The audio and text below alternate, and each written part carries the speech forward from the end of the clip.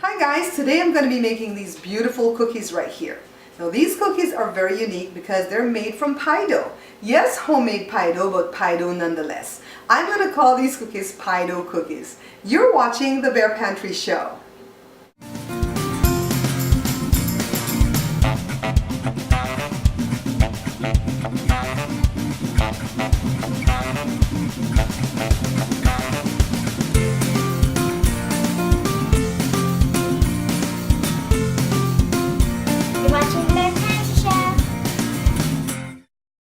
I'm using 4 cups of all-purpose flour, and mine is not sifted, but you can sift yours if you want to.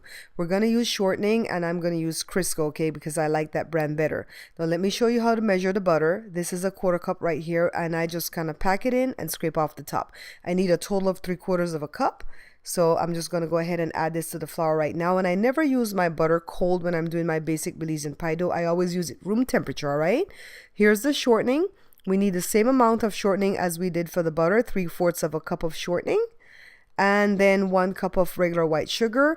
And if you're not using salted butter, then go ahead and add a pinch of salt. Okay, my butter is salted, so I'm not going to add any salt.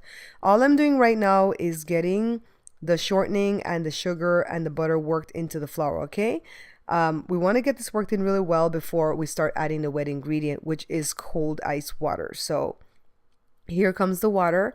I'm just going to add this a little bit at a time because I don't want to over wet this dough. I don't want the dough to become too sticky, okay?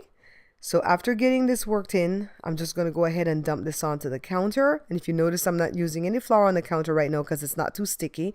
Now, this is the first time that I'm making these cookies from the pie dough.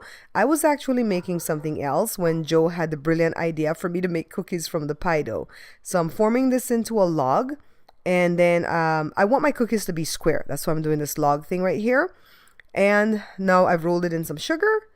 And then I'm just going to put this in this little piece of shrink wrap right here because I want to put this in the refrigerator for a little while, for about an hour or so. So let me go ahead and get this all wrapped up. It looks like a big old sausage, right? So here we go. Easy peasy. Now into the refrigerator it goes. And then an hour later, take a look at it. The dough is still too soft. So I've decided to like squish it with the bottom of this glass and then use the mouth of the glass to go ahead and make it into a circle. So I want the dough to be really, really flat because I want the cookies to be crunchy. See, like this. And I just kind of stabbed it with the fork to make some design. Let me show you guys what I did to make these two that are jelly filled. I just kind of flatten the dough and then use my knuckle to make a dimple.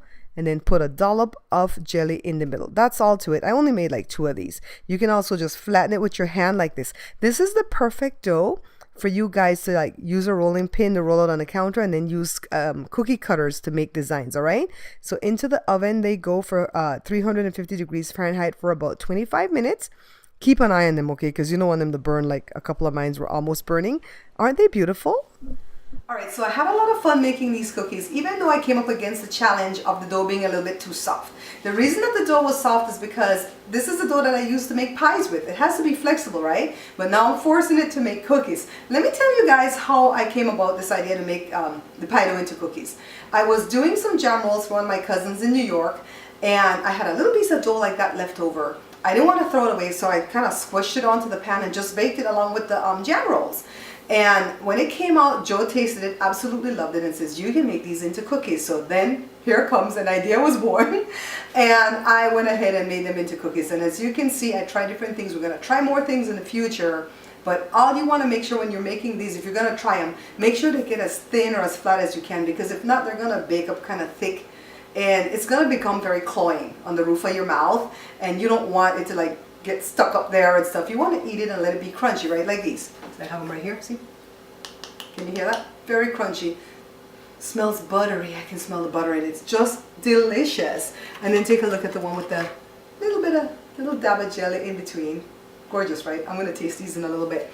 So I want you guys to know that I got a lot. I got like almost 5 dozen. I think it was 4.5 or a little bit more than that. So I got quite a bit. So you might want to like tweak it and not make so much if you don't need a whole lot in your household, okay?